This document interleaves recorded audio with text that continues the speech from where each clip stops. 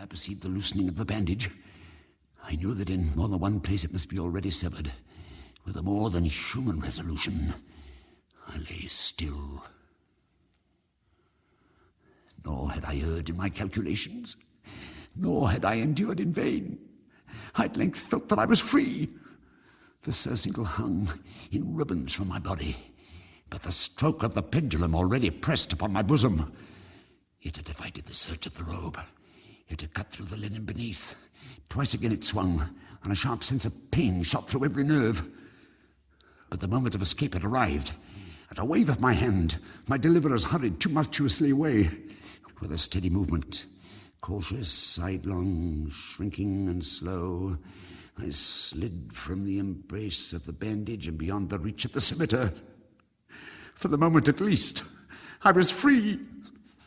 Free. And in the grasp of the Inquisition. I had scarcely stepped from my wooden bed when the motion of the hellish machine ceased, and I beheld it drawn up by some invisible force through the ceiling. Free. I had but escaped death in one form of agony, to be delivered unto worse than death in some other. I rolled my eyes nervously around on the barriers of iron that hemmed me in. Something unusual, some change which at first I could not appreciate distinctly. It was obvious had taken place in the apartment. I became aware for the first time of the origin of the sulphurous light which illuminated the cell. I have observed that, although the outlines of the figures upon the wall were sufficiently distinct, yet the colours seemed blurred and indefinite. These colours had now assumed, and were momentarily assuming, a startling and most intense brilliancy that gave to the spectral and fiendish portraitures an aspect that might have thrilled even firmer nerves than my own.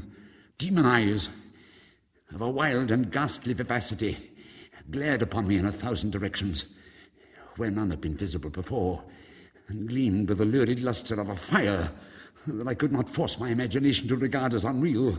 Unreal! Even when I breathed, there came to my nostrils the breath of the vapor of heated iron. A suffocating odor pervaded the prison. A deeper glow settled each moment in the eyes that glared at my agonies. A richer tint of crimson diffused itself over the pictured horrors of blood. I panted. I gasped for breath. There could be no doubt of the design of my tormentors. Oh, most unrelenting! Oh, most demoniac of men!